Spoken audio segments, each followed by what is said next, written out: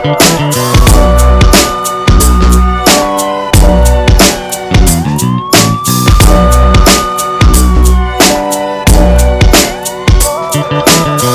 audio edition of 18th Avenue Podcast, I'm your host, Rico.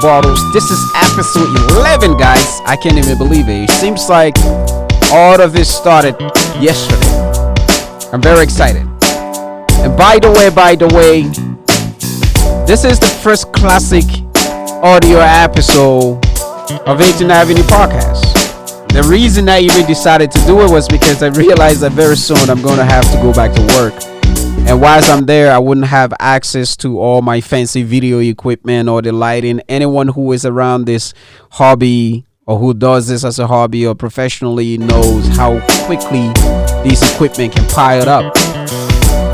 And because of that, I was initially worried about starting this podcast because I was like, what am I going to do when I'm away? But I realized I could just basically, take certain things with me, like the mic, for instance, because they're easy to carry. And I could still do an audio podcast rather than having to interrupt all the effort that I've put into it for the simple fact that my professional lifestyle isn't allowing it to be. So I've decided to proceed irregardless. So I am very, very excited. That said, today is no different. But first, I must thank the fan.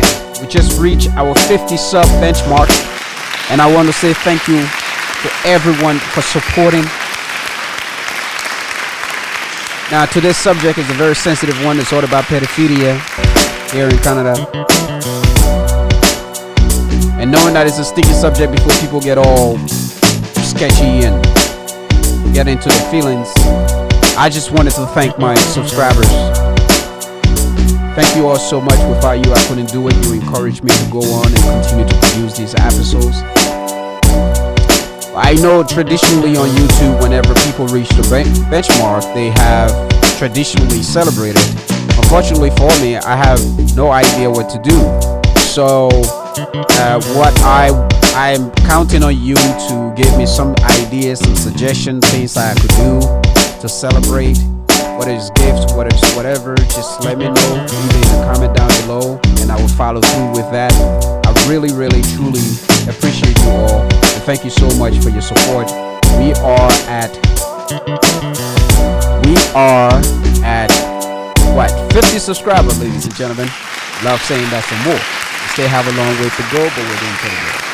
All right, let's get the show started. This week's episode, we will be discussing pedophilia in Canada and in some places around the world. Some of you may have been affected by pedophilia, some of you not. It's a sensitive subject, and believe me when I say that I take none of it for granted.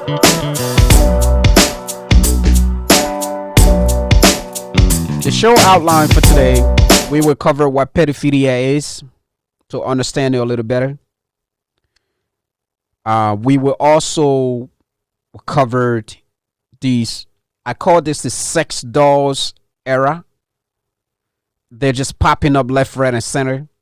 They have the adult sex dolls. They have the child sex dolls.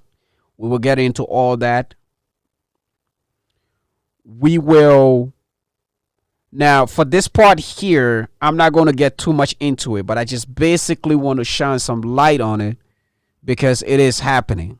This is a situation that was published in the Sun, the UK Sun, sometime in January this year, 2020, about the Gambia and it being a sexual land or paradise for pedophilia. And we will get into a very sick story about a North Dakota man, 33-year-old North Dakota man who raped a 3-month-old girl and fractured her ribs. Believe me, none of this I take for granted. It is absolutely sick. And then my conclusion. Let's get the show started. What is pedophilia? According to expert, and I am not an expert, thank God for that. Pedophilia is a sexual feeling directed toward children. Pedophilia, another word, pedophilia is a disorder, a mental condition that causes grown men to yearn for children in a sexual way. Here is my thing. What do we do with people that are insane? First, we clean them up. We put them in a home where they are looked after. Somebody micromanages their daily activity, ensuring that they take their meds so they don't act up. But pedophiles or pedophilia works a little different. You see, as a pedophile, you can do the crime, go to jail, come out, do the crime again, go to jail, come out, do the crime again, go to jail, come out. In fact, in Canada, you can be a known pedophile to the government. And you can be my next door neighbor, and I wouldn't have a clue. Because in Canada, we don't release those type of information to the public. Why is that? Wouldn't you want to know who's your next door neighbor? If you should be a little careful? If you should allow your dog to go out there and play with his dog, or your kid out there to play with his kids? Oh no, we don't want to upset nobody.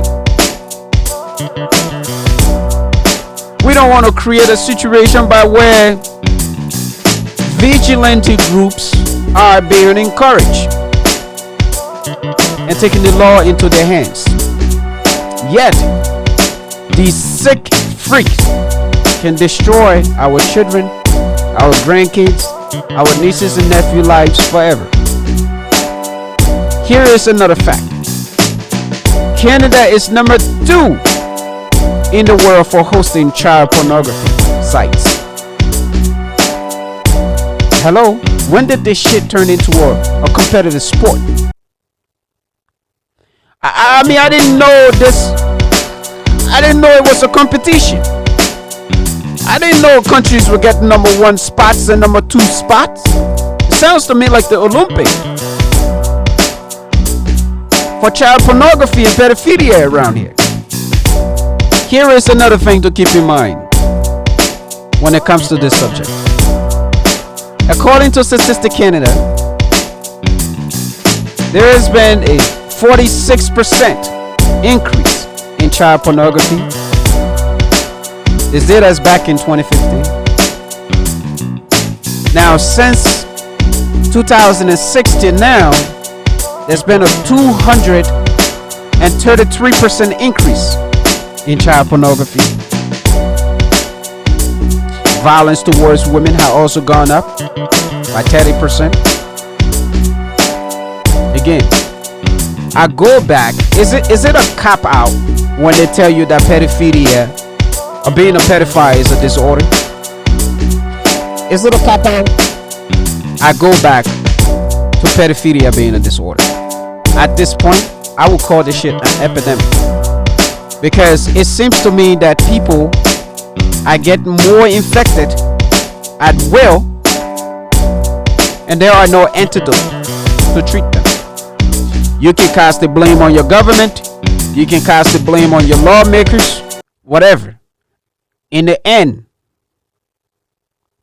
of all the crimes that are being fought on drugs and things of that nature that are going down, child pornography and pedophilia is rising up.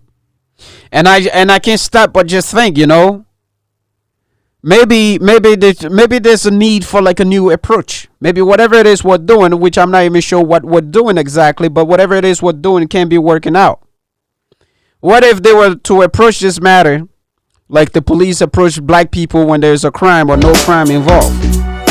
So to my suggestion would be that rather than populating the prison system with black people and native people, for selling a little bit of weed or getting in a fight after a drunk night? How about you populate the prison system with pedophiles? How about that? Meet me outside. There's something else that came up in the news this month.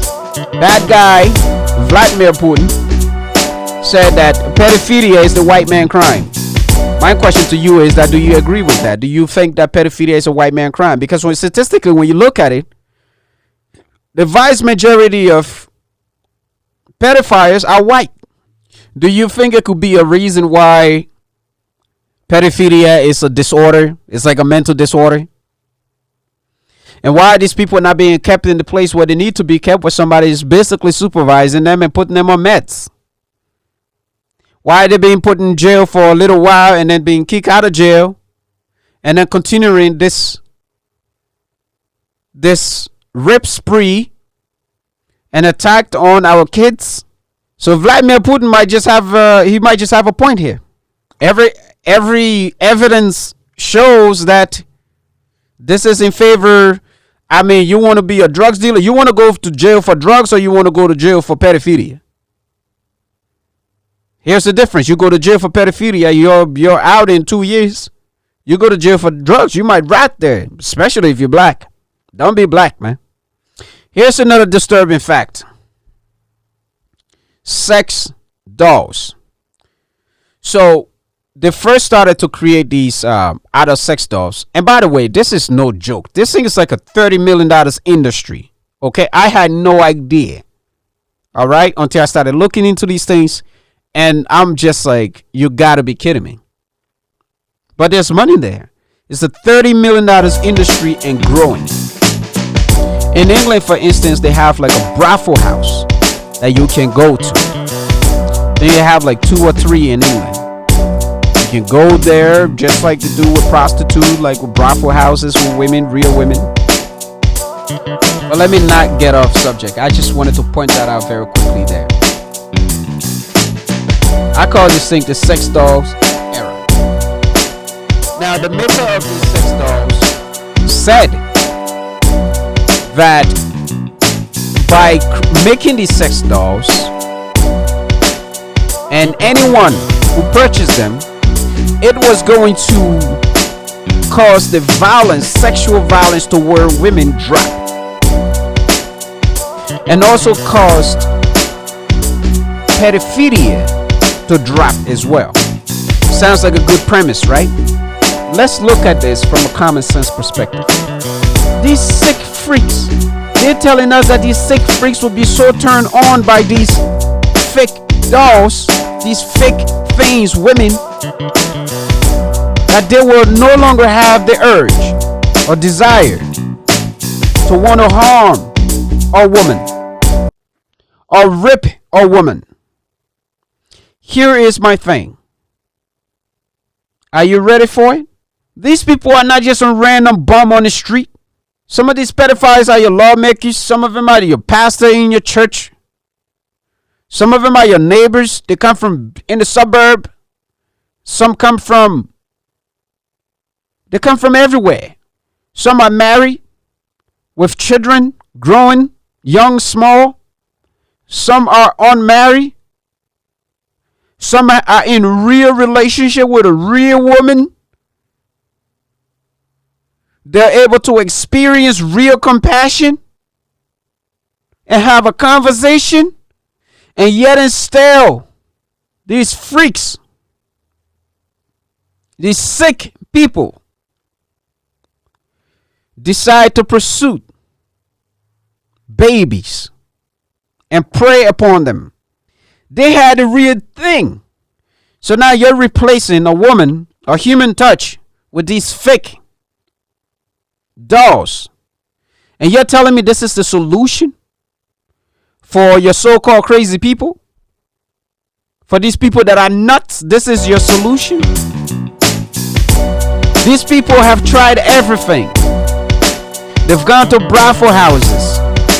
They've done that whole dominatrix, whatever you call that. I'm not into that kind of crap. But they've done all these things. Nothing works.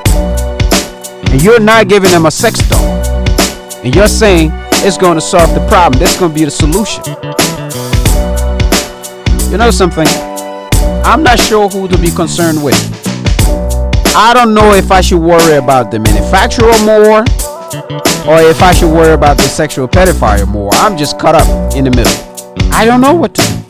Now, if I may speak boldly to these manufacturers, what you're suggesting to me makes no sense. Your fake sex dolls and all that make absolutely no sense to me. You know why it doesn't make sense? Because we are human beings. We've been given the greatest gift on earth, which is the ability to think and choose. With that come the gift of changing our mind. For instance, today we want a Lamborghini because we never owned a Lamborghini, never drove one, but we want it. And as soon as we can get our money to get one, we're excited. Tomorrow, we don't want that Lamborghini anymore. Now we want a private jet. There is nothing you can give us that will ever be enough. Now, some of us are smart enough to realize that there will never ever be anything out there that is enough. And so what we do, we accept the reality. And we just accept that, okay, cool, we're human beings and we're just going to continue to be human beings and live a normal life. All I see with this sex dolls era, what you're doing here is you're harvesting a new form of monsters, one that are going to be cut away from the world because you told them that they have this disease, that they need to be cast away from the world. And eventually they will get to a point and realize that, hey, listen, we've been misled. It turns out we don't even want dolls anymore. But these people have no people skills now. What do you think is going to happen then? Smart ass. Here's a case study. As of 2006 in Ontario, Canada, over 10,000 cases have been investigated and more than 3,600 cases have been laid against 1,219 people for internet sex crimes. I think we need to shift our focus a little bit when we come back after this break.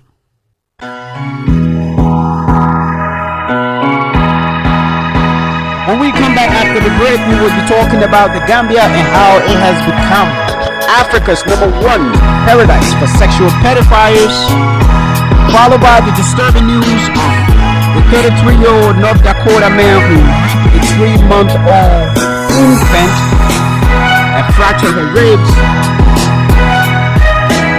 And my conclusion and final word, please stay tuned to H&F Podcast when we come back.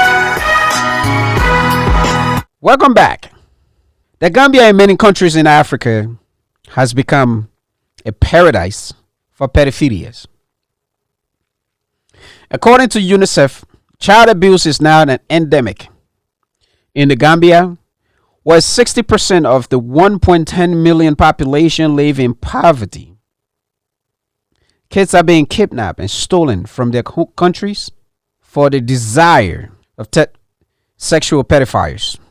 Some are working as sex slaves against their will. And I can't help but think how oblivious I have been to all of these things. So while I've been so busy here in Canada watching drug dealers network or going about my business, and the media portraying and saying black people are the evil villains of this society, I had no idea the level, the magnitude of the crisis that's taking place in Africa with regard to child sex workers and the boldness of sexual pedophiles on the continent. Truly, I did not. But it was first brought to my attention in January of this year, 2020, when an article that was published in the UK Sun drawing lights on pedophilia in the Gambia. Sad. The article highlighted that children are being sold for as little as £2. And if you ever seen this article circulating around Facebook or on the internet, there are photographs of like white Caucasian men on a date at the beach, the hotels, holding hands with these babies. I've been living in Canada. I grew up in Canada. I've never seen white men show that much affection for a black person. Honestly, I've never seen it. I've never gone to the park and I see a white man genuinely showing compassion to a black person, a black baby. Never seen it here. But these pedophiles are so bold in Africa. They're not afraid to show their true selves, that they're out in public holding hands with babies, carrying them into the water. They're on date. Here's the rule. If you have to carry your date anywhere, that's not date. That's rape. I don't want to spend too much time on this because the issue of pedophilia around the world is so huge and it's so complicated and there's just so much information. So I've decided now, I just quickly wanted to mention the Gambia. But on the second episode, I want to really take my time and tackle the issues that is happening in Africa and how the government is playing a part in this all.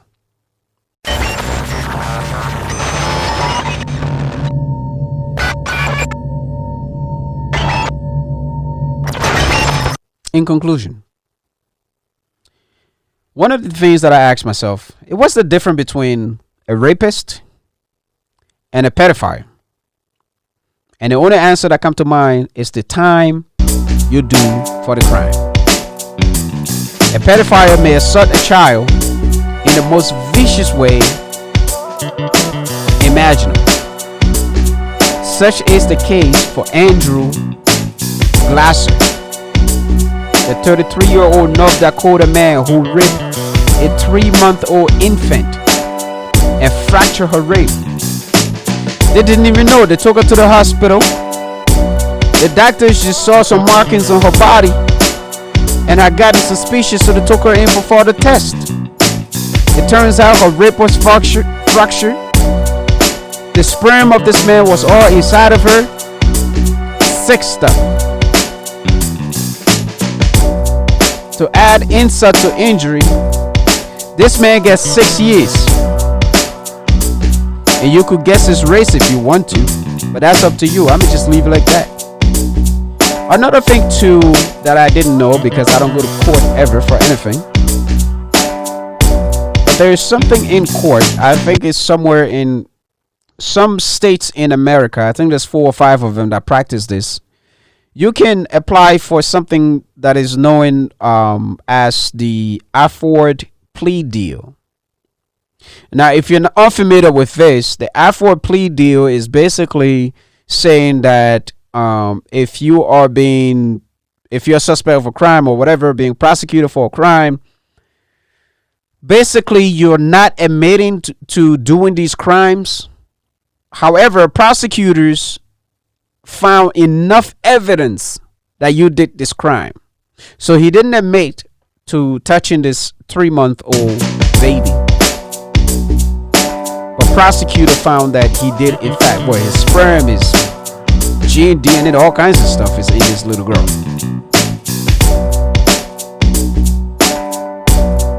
This man get 4 years in jail.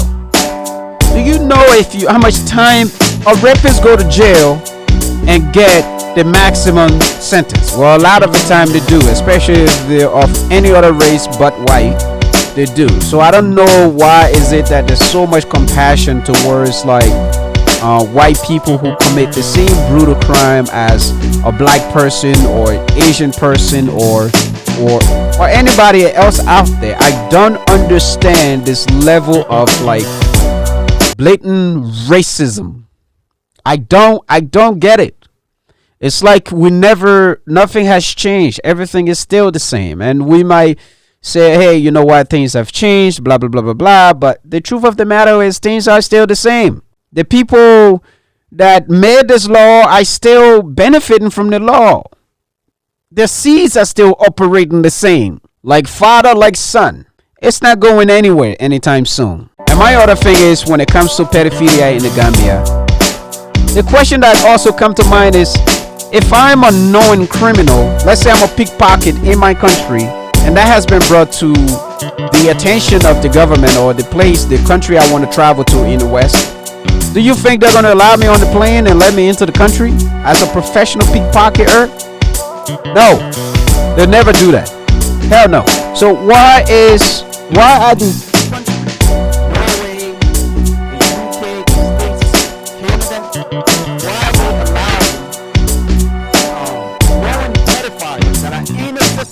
it can't hide? If I like cross the border to go to the States, one of the first thing to do is scan my passport, right? My passport bring all of my information so they can see everything I've been up to. They can see all of my records. Same thing with the airport if you take a flight. Why are they allowing these pedophiles to go to Africa? As I said, there's going to be a part 2 of this. We're going to get into all that and more. But for now, they simply don't care. They don't care. They don't give a rat ass about how many pedophiles go to Africa and destroy how many kids. They don't care. They don't even care for the black people here. Why the hell are they going to care about some black people that are in some village, some place that they never met? The ones here they hate. So why in the hell are they going to care about those ones?